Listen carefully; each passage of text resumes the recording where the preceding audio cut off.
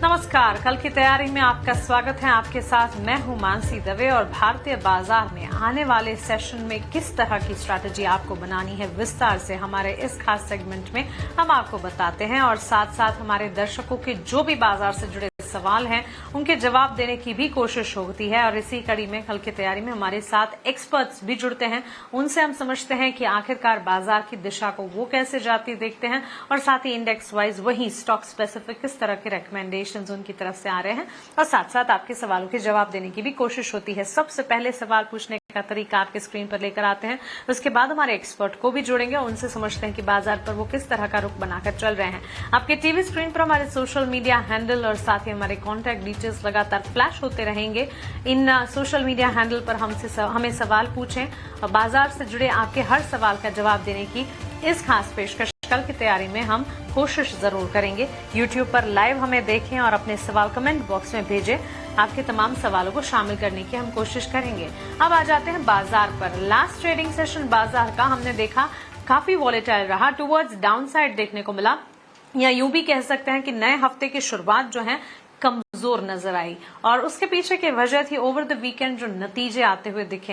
Banks and financials के numbers आए, results week रहे और उसी का एक इवेंचुअल इम्पैक्ट जो कि भारतीय बाजार पर सोमवार के सेशन में खुलते ही देखने को मिला।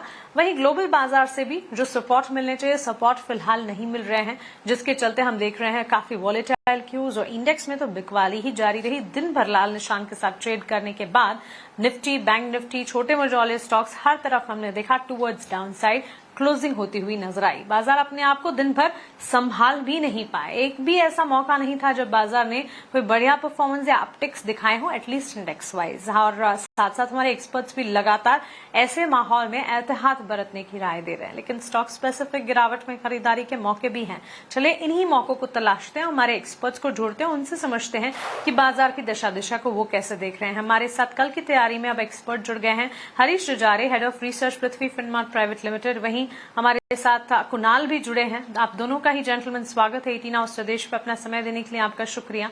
Harish, will start with you. बताएं, बाजार में हम देख रहे हैं रिजल्ट बैक्ड एक्शन ही नजर आ रहा है। जहां जहां अच्छे नतीजे हैं उसका असर अच्छा, और अगर डाउन साइड वीक रिजल्ट्स आ रहे हैं तो बाजार उस पर भी रिएक्ट कर रहे हैं। कैसे देख रहे हैं इस वक्त बाजार की चाल को, वो भी तब जबकि यहाँ से आगे बजट एक बड़ा ट्रिगर है हमारे लिए। वेरी गुड इवनिंग मानसी जी। बिल्कुल जिस तरीके से हमने हफ्ते का शुरुआत देखा, थोड़ा खराब ओपनिंग था हफ्ते का, लेकिन जिस तरीके से हमें रिकवरी भी देखने मिली निफ्टी के नीचे लेवल से, निफ्टी ऑलमोस्ट 20,500 के आसपास तक छुआ था नीचे इंट्राडे में, तो वहां से रिकवरी भी देखने मिल रही है ऑलमोस्ट निफ्टी में। लेकिन अगर देखा जाए तो बिल्कुल जैसे आपने बताया, जहां जहां भी अच्छे रिजल्ट्स देखने मिल रहे हैं वहां पे चुनिंदा स्टॉक्स में अच्छा प्रदर्शन देखने मिल रहा है। जिस तरह से हमने हिंदुस्तान जिंक में अच्छा प्रदर्शन देखने मिल रहा था, तो मुझे लग रहा है कि जिस तरीके से रिजल्ट के चलते जो जहां जहां पे मुझे लग रहा है कि वहां पे मोमेंटम देखने मिल सकते हैं उन स्टॉक्स में। और जिस तरीके से दूसरा ग्लोबल क्यूज में भी देखा है तो टैरिफ का टेंशन जो है, तो उसके चलते निफ्टी में कहीं ना कहीं प्रेशर दिखाई दे रहा है। तो मुझे लग रहा है कि फिलहाल के लिए कुछ टाइम पीरियड के लिए एक कंसोलिडेशन में रह सकता है स्टॉक निफ्टी। और जो सपोर्ट्स की बात करते हैं तो निफ्टी के लिए 20,450 के अराउंड स्ट्रॉन्ग सपोर्ट से हो सकता है कि अगर ये लेवल्स मिलता है तो एक छोटा सा बाइंग अपॉर्चुनिटी बन सकता है, क्योंकि निफ्टी ऑलमोस्ट एक तक ओवरसोल्ड सिनेरियो में फिसलते हुए नजर आ रहा है। तो 450 के आसपास अगर मिल जाता है तो एक बाइंग अपॉर्चुनिटी बन सकते हैं निफ्टी में।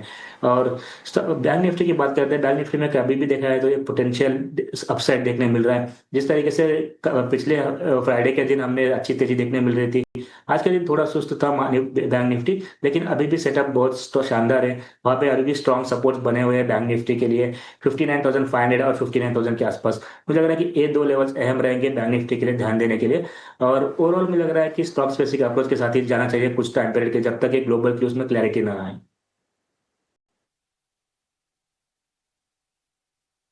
चलिए ये नजरिया एक बार इंडेक्स पर बनता हुआ। इस बीच चॉइस इक्विटी के कुणाल परार भी हमारे साथ। कुणाल, आपका भी स्वागत है। क्रिस्प में बताएं बाजार की चाल को आप यहां से कैसे देख रहे हैं, उसके बाद सवाल जवाब का सिलसिला हम शुरू करेंगे। बाजार की चाल देखने जाए तो थोड़ा अनसर्टेनिटी ज्यादा है बिकॉज ऑफ ग्लोबल लेवल पे जो फिलहाल चल रहा है। एंड जिस हिसाब से यूएस की ओर से कमेंट आ रहे हैं ग्लोबल मार्केट में, एंड खास करके कुछ सिलेक्टेड इकोनॉमी को लेके, मुझे लग रहा है कि ये एक थोड़ा सा कंसर्न वाला बात है जिसके बेस पे हमें आने वाले दिनों में और एक डाउनसाइड की मोमेंटम ओवरऑल मार्केट में देखने को मिल सकती है। इतना ही नहीं है, बजट आने वाला है, बजट के बेस पे भी अनसर्टेनिटी हमें देखने को मिल सकती है। आने वाले महीनों में यानी मार्च में बंगाल का इलेक्शन भी है, तो कहीं ना कहीं आने वाले 2-3 महीने ये अनसर्टेनिटी से भरे हुए हैं। एंड इसी लेवल पे अगर बाजार की बात करें तो आज के दिन में जो क्लोजिंग हमें देखने को मिला है, मार्केट ने जो क्लोजिंग हमें दिखाया है, लाइकली चांसेस है इसके बेस पे और फर्दर गिरावट हमें मार्केट में देखने को मिल सकती है। लेवल वाइज 25,300 25,000 तक के लेवल देखने को मिल सकते हैं, और ऊपरी लेवल पे जब तक ये 25,900 के ऊपर सस्टेन नहीं होगा, मुझे नहीं लग रहा कोई स्मार्ट रिकवरी हमें मार्केट में देखने को मिले।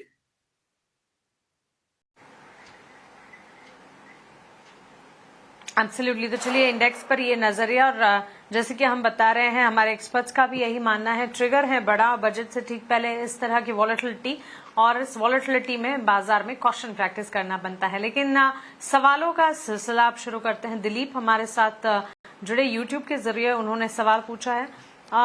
कुणाल, आपसे ही जानना चाहेंगे, सुज़लॉन के शेयर्स इन्होंने खरीद रखे हैं और इनका नजरिया जो है लंबी अवधि का ये मानकर चल रहे हैं। सुज़लॉन 47-48 के लेवल्स के आसपास क्लोज लास्ट दिखाए। इनकी खरीद के स्तर 52 रुपए के हैं। 2000 शेयर्स की खरीदारी कर रखी है इन्होंने, 1 साल का नजरिया मानकर चल रहे हैं। क्या राय होगी सुज़लॉन पर? सुज़लॉन की बात करें तो टोटली अवॉइड करके चलने की सलाह टाइमिंग के लिए है। 52 के अराउंड उनकी खरीदारी है। मैं कहूंगा थोड़ा सा वेट एंड वॉच कर लीजिए। स्टॉक नीचे 46 तक के लेवल पे आ सकता है। 46 पे काफी अच्छा सपोर्ट भी है। पहले भी 46 का सपोर्ट लेके काउंटर ने 74 तक के लेवल हमें दिखाए थे। तो थोड़ा सा वेट कर लीजिए। अगर 46 पे सपोर्ट लेता है तो आप वहां पे एक बार एवरेज करके चलिए। उसके बाद स्टॉक हमें ऊपरी लेवल पे 54 से लेके एटलीस्ट 61 तक के लेवल दिखा सकता है। तो वहां पे अगर आते हैं, ओवरऑल आपका जो पोर्टफोलियो सुज़लॉन को लेकर ग्रीन होता है, तो फिर वहां पे एक बार एग्जिट करके चलने की सलाह रहेगी। यहाँ पे लंबी अवधि के लिए होल्ड करके चलने की सलाह बिल्कुल नहीं है। सो 46 आता है, वहां पे एक बार एवरेज करिए। बाउंस बैक में एटलीस्ट 54 तक का लेवल ये स्टॉक हमें दिखा सकता है।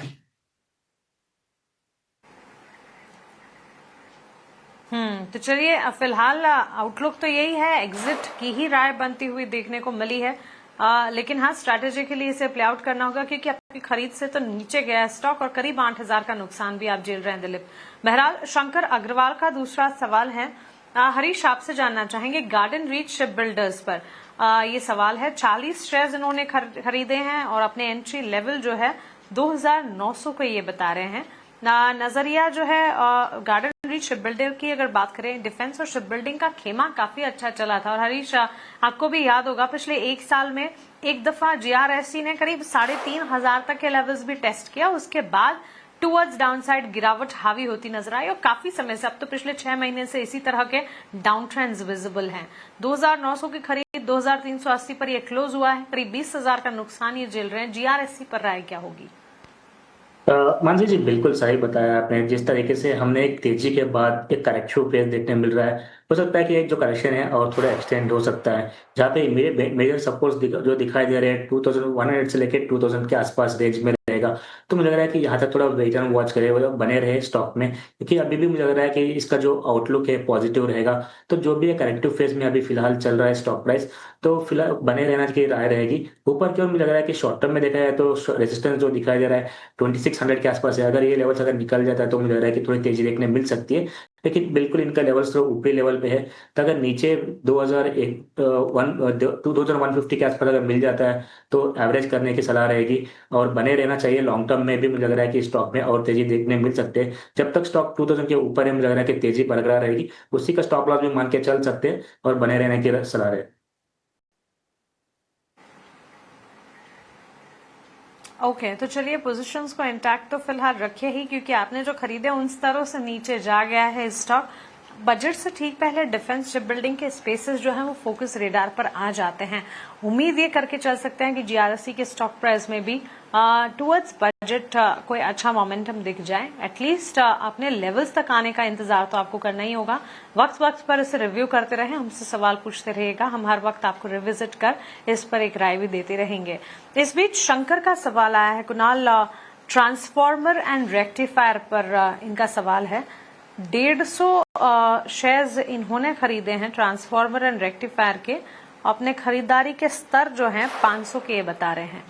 उनकी खरीद के लेवल से तो आधा हो चला है ये स्टॉक। 254 के लेवल्स पर ये स्टॉक फिलहाल कामकाज करता हुआ और पिछले एक साल में भी स्टॉक ने सिर्फ और सिर्फ नेगेटिव रिटर्न्स दिए हैं। ट्रांसफार्मर एंड रेक्टिफायर्स को लेकर इनके लिए राय क्या होगी? खरीदारी 500 के अराउंड की है। फिलहाल स्टॉक 253 के अराउंड है, आधा हो चुका है। एंड व्यू मेरा फिलहाल अभी अवॉइड करके चलने का तो है ही नहीं, क्योंकि स्टॉक आधा हो चुका है और लो लेवल पे देखने जाए तो 200 के अराउंड का काफी अच्छा सपोर्ट आ रहा है। मैं कहूंगा कि एक बार थोड़ा सा वेट कर लीजिए। अगर इतना वेट किया तो थोड़ा और वेट कर लीजिए। अगर 200 के अराउंड अगर स्टॉक गिरता है तो वहां भी एक बार आप पोजीशन ऐड करके चलिए, क्योंकि पहले भी 200 के अराउंड का रेजिस्टेंस फेस करने के बाद स्टॉक ने जब वो रेजिस्टेंस का ब्रेकआउट दिया था तो स्टॉक ने एटलीस्ट 380 तक की मोमेंटम हमें दिखाई थी। तो एक रेप्लिकेट मोमेंटम का एक्सपेक्टेशन रख सकते हैं। सो फिलहाल थोड़ा सा वो थोड़ा अवॉइड कीजिए। अगर स्टॉक 200 आता है तो वहां पे एक बार पोजीशन ऐड करके चलिए।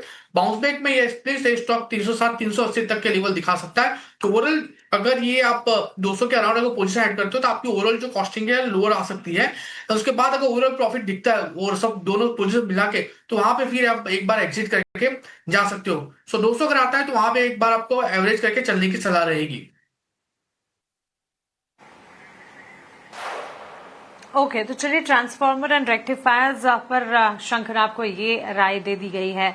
इस बीच संजीत का सवाल है, हरीश, वरुण बेवरेजेस काफी इंटरेस्टिंग एंट्री लेवल है इनके। 1000 शेयर्स वरुण बेवरेजेस में इन्होंने खरीदे हैं और एंट्री लेवल ये बता रहे हैं 90 रुपए के।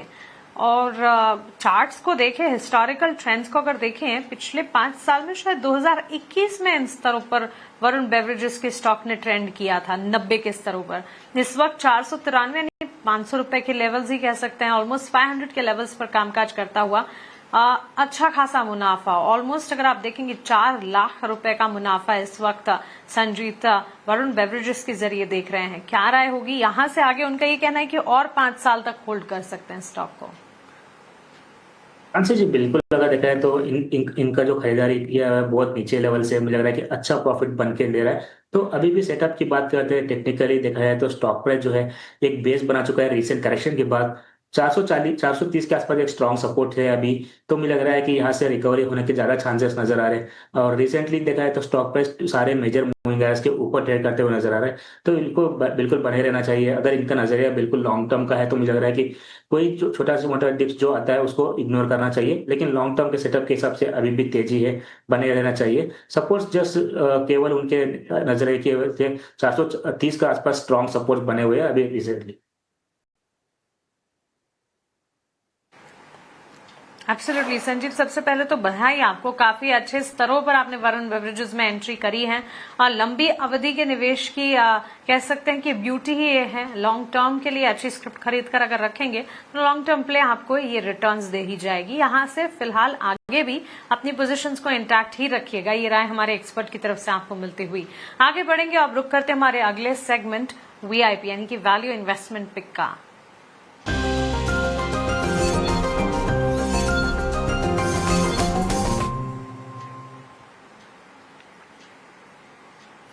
कुणाल, शुरुआत आपसे करेंगे, बताएं वीआईपी शेयर्स आज के क्या होंगे आपकी तरफ से? दो स्टॉक है जहां पे खरीदारी करके चलने की सलाह है। सबसे पहला जो स्टॉक है वो रहेगा सीएट लिमिटेड। बहुत ही बढ़िया लेवल पे है, एक राइजिंग वेज फॉर्मेशन के अंदर स्टॉक ट्रेड कर रहा है और रिसेंटली लोअर बैंड का सपोर्ट दिया है, 200 डेज मूविंग एवरेज के ऊपर है। एंड जो प्रीवियस स्टॉक था उसका सपोर्ट भी लिया हुआ है। तो खरीदारी करके चलने की सलाह रहेगी सीएट लिमिटेड। 3770 के एसएल के साथ टारगेट की बात करें तो 3975 का पहला टारगेट, एंड जैसे वो ब्रेक होता है 4125 का दूसरा टारगेट भी हमें यहाँ पे देखने को मिल सकता है। एंड दूसरा जो है एमजीएल है, खरीदारी करके चलने की सलाह रहेगी 1040 के एसएल के साथ। टारगेट की बात करें तो 1140 का पहला टारगेट है, वो जैसे ही ब्रेक होता है 1210 का दूसरा टारगेट भी हमें यहाँ पे देखने को मिल सकता है। ओके, तो चलिए दो शेयर्स सीएट और साथ ही महानगर गैस लिमिटेड, दोनों वीआईपी शेयर्स कैटेगरी में कुणाल की पसंद। हरीश, आप बताएं आपकी तरफ से क्या होंगे वीआईपी शेयर्स आज के? मेरा अभी 2 बाइंग का स्टॉक्स रहेगा। पहला रहेगा श्रीराम फाइनेंस में। हमने देखा है कि लास्ट कुछ दिन से फाइनेंशियल कम स्टॉक्स में अच्छी तेजी देखने मिल रही है। मुझे लग रहा है कि एक छोटा सा करेक्शन था बीच में फाइनेंशियल स्टॉक्स में, मुझे लग रहा है कि फिर से एक बार श्रीराम फाइनेंस में अच्छी खरीदारी का मौका बन सकता है। जिस लेवल से हमने रिकवरी देखने मिल रहा है, मुझे लग रहा है कि आगे जाके 1045 1050 का लेवल देखने मिल सकता है श्रीराम फाइनेंस में। तो खरीदने की सलाह रहेगी श्रीराम फाइनेंस में, और स्टॉप लॉस मेंटेन करना चाहिए 978 का। दूसरा स्टॉक है किर्लोस्कर न्यूमैटिक का। अगर किर्लोस्कर न्यूमैटिक की स्टॉक स्ट्रक्चर देखते हैं तो लगातार एक कंसोलिडेशन के बाद स्टॉक प्राइस ग्रेजुअली अपट्रेंड देखने मिल रहा है। मुझे लग रहा है कि यहाँ पे एक अच्छा मौका बन सकता है और रिस्क बहुत फेवरेबल है स्टॉक में। और टारगेट बनेंगे 1210 का और स्टॉप लॉस मेंटेन करना चाहिए 1050 का। ओके तो चलिए दो शेयर श्रीराम फाइनेंस और किर्लोस्कर न्यूमैटिक का दोनों स्टॉक हरीश जो जा रहे हैं की तरफ से edge value investment picks. Harish ji, Kunal ji, बहुत शुक्रिया आपका हमारे साथ जुड़ने के लिए, सवालों के जवाब देने के लिए और हमारे व्यूअर्स की कल की तैयारी करवाने के लिए। इसी के साथ हमारे इस खास पेशकश में फिलहाल इतना ही, लेकिन 18 स्वदेश पर खबरों का सिलसिला लगातार जारी है। आप बने रहे हमारे साथ। नमस्कार।